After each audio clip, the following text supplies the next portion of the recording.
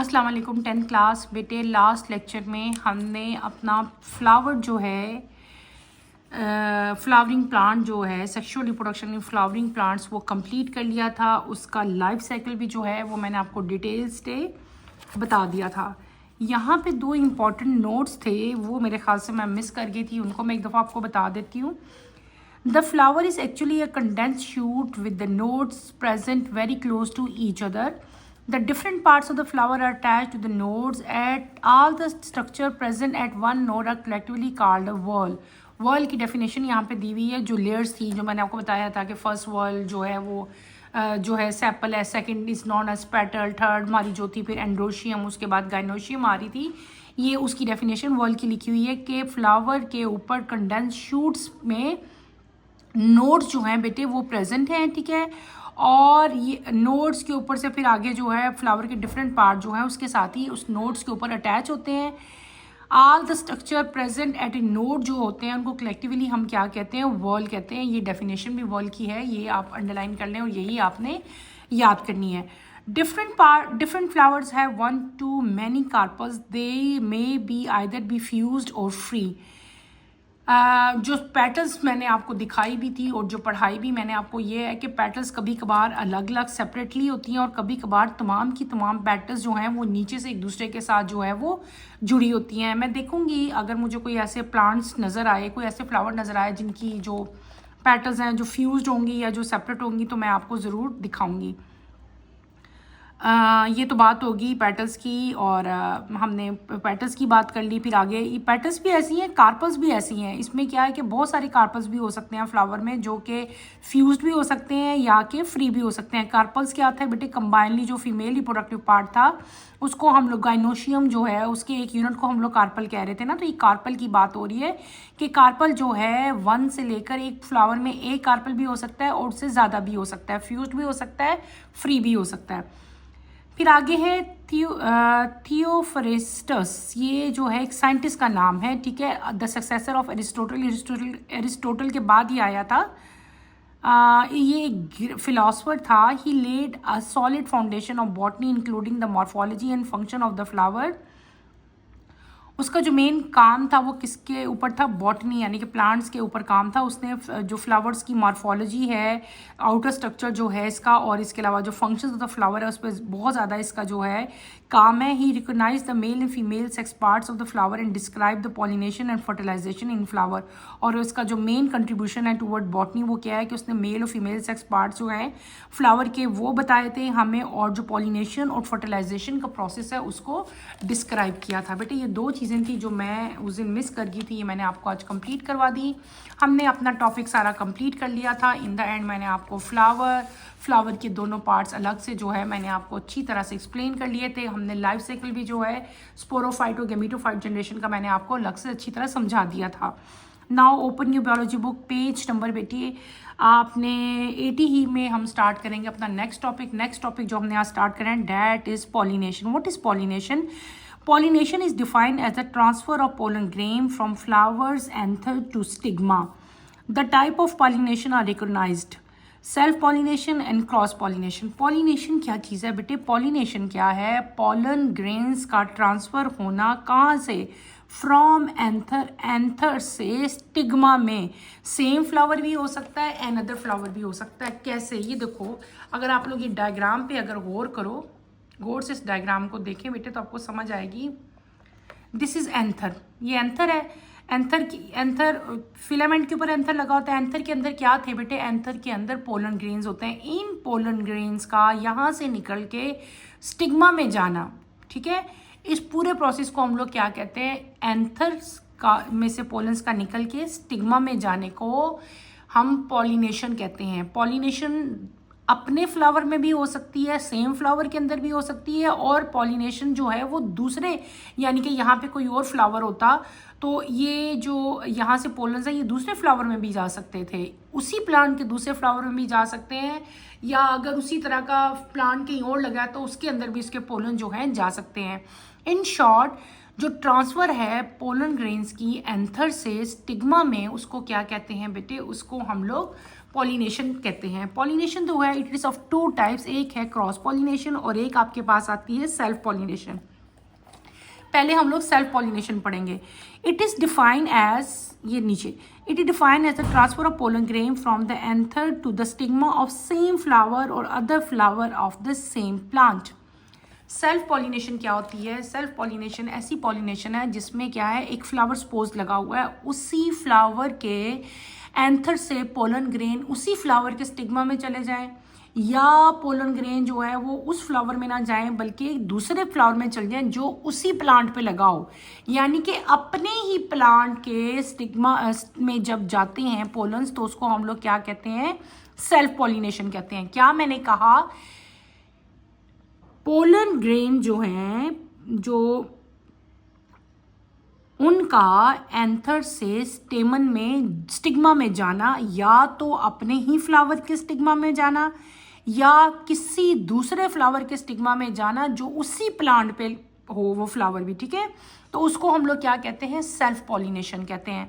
आगे आता है आपका cross pollination. What is cross pollination? Is the transfer of pollen grain from the flower on one plant to the flower of another plant of the same species. Cross pollination is brought about by various agencies like wind, water, bees, birds, bats and other animals including man. Cross pollination क्या होती है बेटे? Cross pollination है तो वो भी pollination क्या हो रहा है कि transfer of pollen grain from anther of the flower to stigma of the flower, लेकिन ये उसी प्लांट के फ्लावर्स के ऊपर नहीं होती बल्कि ये किसी और, ये अगर मेरे घर में यहाँ पे इधर मेरे अभी गार्डन में यहाँ पे कोई फ्लावर है तो यहाँ से पोलन ग्रेन जो है वो किसी और के गार्डन में चले जाते हैं, किसी और के गार्डन में वही प्लांट लगा होगा और उसके स्टिग्मा में जाएंगे। तो इस तरह की पॉलिनेशन को हम लोग क्या कहेंगे? Cross pollination. मतलब वो उस प्लांट में नहीं होगा, किसी और प्लांट में अगर जाएंगे तो उसको हम लोग क्या कहेंगे? क्रॉस पॉलिनेशन कहेंगे। क्रॉस पॉलिनेशन जो है वो कैसे होती है? क्रॉस पॉलिनेशन में बहुत सारी एजेंसीज शामिल होती हैं जो कि ये पॉलिनेशन का रीज़न बनती हैं। वो कौन कौन सी हैं? विंड है, विंड से देखो जब हवा चलती है या बहुत तेज़ हवा हो तो पोलन जो है वो उड़ के फ्लाई करके जो है वो एक प्लांट से दूसरे प्लांट में जाते हैं, या वो अगर पोलन ग्रेन पानी में गिर जाएं तो पानी के साथ साथ जो है वो स्विम करते करते कभी किसी किनारे पे या कहीं भी गिर जाते हैं किसी और प्लांट पे। ये ज़्यादातर जो वाटर के ज़रिए पॉलिनेशन होती है इसमें वाटर प्लांट्स ही जो है वो ज़्यादातर होते हैं। बीज क्या होती हैं कि जब बीज जो है वो किसी फ्लावर के ऊपर बेटे बैठती हैं ना तो उनकी लेग्स के साथ जो है वो पोलन्स अटैच हो जाते हैं। जब वो फिर किसी और प्लांट पे जाती हैं तो वो पोलन जो है वो वहाँ से उनकी लेग से उतर के जो है वो स्टिग्मा में लग जाते हैं। इसी तरह बर्ड्स भी हैं। जब बर्ड्स, आपको पता है बर्ड्स ट्रीज़ पे बैठते हैं या तो वो फ्रूट खाएंगे या वो फ्लावर का नेक्टर लेंगे, तो इस तरह से उनकी भी बॉडी पे, उनके फीड्स पे जो है पोलन्स अटैच हो जाते हैं और जब वो किसी और प्लांट पे जाती हैं तो इस तरह जो है पोलन ग्रेन्स की ट्रांसफ़र हो जाती है। बैट्स के साथ भी ऐसे ही है और अदर एनिमल्स इंक्लूडिंग मैन, हमारे साथ भी ऐसे ही है। हमारा साथ क्या होता है बेसिकली, जब हम लोग बेटे वॉक कर रहे होते हैं तो अक्सर पोलन जो हैं कभी कभार विंड की वजह से हमारे ऊपर ऐसे लग जाते हैं, हमारे क्लोज पे, और बाज़ औक़ात पोलन जो है वो हमारे जूतों के साथ भी अटैच हो जाते हैं और एक जगह से दूसरी जगह जो है वो हमारे साथ ही जो है वो मूव कर जाते हैं और वहाँ पे इजीली जाके जो है वो ट्रांसफ़र हो जाती है। क्लियर हो गया? The insect pollinated and wind pollinated flower have structural adaptation that facilitate the transfer of pollen grain between two plants. Some of these adaptation described in table. जो इंसेक्ट पॉलिनेटेड फ्लावर्स हैं और जो wind pollinated flowers हैं बेटे, इनके अंदर structural adaptations यानी कि इनके स्ट्रक्चर में ऐसी डिफरेंट टाइप की एडेप्टेशंस होती हैं जो कि इनको पॉलिनेशन इनकी होने में जो है हेल्प आउट करती हैं। ठीक है, यहाँ पे टेबल है, टेबल में आपको दो तरह के ये प्लांट्स बताए हुए हैं फ्लावर, एक है इंसेक्ट पॉलिनेटेड फ्लावर, एक है विंड पॉलिनेटेड फ्लावर।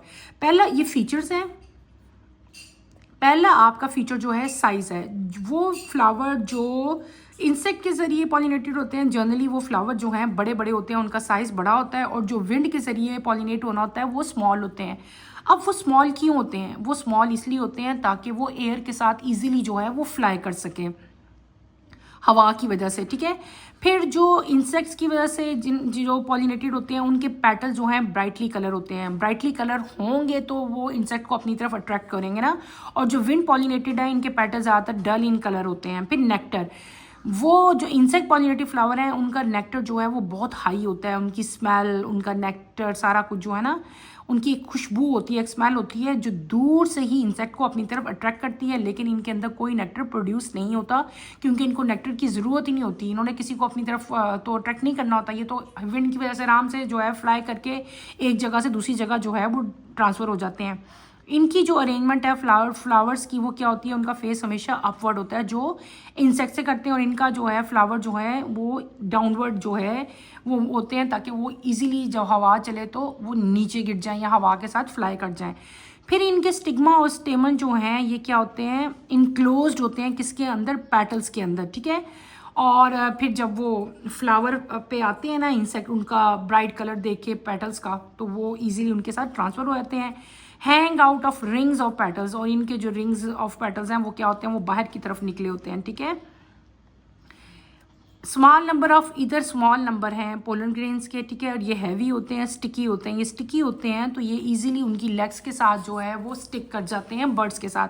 और यहाँ पे क्या है कि स्मॉल नंबर प्रोड्यूस होते हैं पोलन ग्रेन्स के, यहाँ पे large number of pollen grains produce होते हैं और लाइट होते हैं, इनका वेट भी कम होता है। ये लार्ज नंबर क्यों होते हैं, क्योंकि बेटे हवा की वजह से ना बहुत सारे पोलन ग्रेन जो हैं वो ज़ाया भी हो जाते हैं, इसलिए ये लार्ज नंबर में जो है डेवलप होते हैं जो कि विंड पॉलिनेटेड है। उसके बाद आपका आता है स्टिग्मा। स्टिग्मा में क्या मॉडिफिकेशन होती है बेटे, जो इंसेक्ट पॉलिनेटेड फ्लावर्स होते हैं उनका जो स्टिग्मा है वो पिन हेड शेप होता है जिसके साथ कोई ब्रांच जो है वो लगी नहीं होती, और इनका जो स्टिग्मा है वो क्या होता है, वो फीदरी होता है, उसके ऊपर छोटे छोटे से हेयर्स प्रेजेंट होते हैं ताकि वो इजीली पोलन्स को अपने अंदर जो है वो ट्रैप कर सकें, ठीक है। और हेयर्स की वजह से पोलन्स दोबारा से फ्लाई बैक नहीं करते, ठीक है।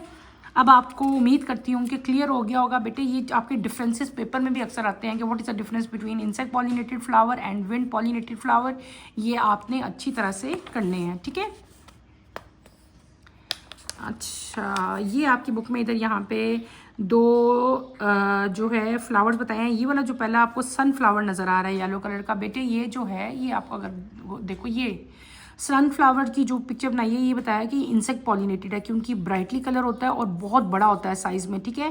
तो ये इंसेक्ट पॉलिनेटेड है, इसके ऊपर देखो इंसेक्ट बटरफ्लाई जो है वो बैठी हुई है। दूसरा आपका जो फ्लावर है, अगर आप गौर करो, मैंने भी बताया था ना, फ्लावर हैंग्स डाउन, इनकी डाउनवर्ड डायरेक्शन होती है, ठीक है। और ये बहुत लाइट है, इसका वेट भी बहुत कम होता है, तो ये इजीली फ्लाई कर लेता है विंड के साथ। ये वाला फ्लावर जो है ये विंड पॉलिनेटेड फ्लावर है और ये जो है इंसेक्ट पॉलिनेटेड फ्लावर है, ठीक है। क्लियर हो गया। अब हम आगे आते हैं। यहाँ पे आपको चीज़ बताई हुई है, एक आपके यहाँ पे दो डायग्राम्स हैं बेटे, अगर आप गौर से देखो, ये डायग्राम है बनाना फ्लावर की, बनाना फ्लावर है, ठीक है, और उसके डेवलपिंग फ्रूट है, और ये है ग्रेप फ्लावर की, ठीक है।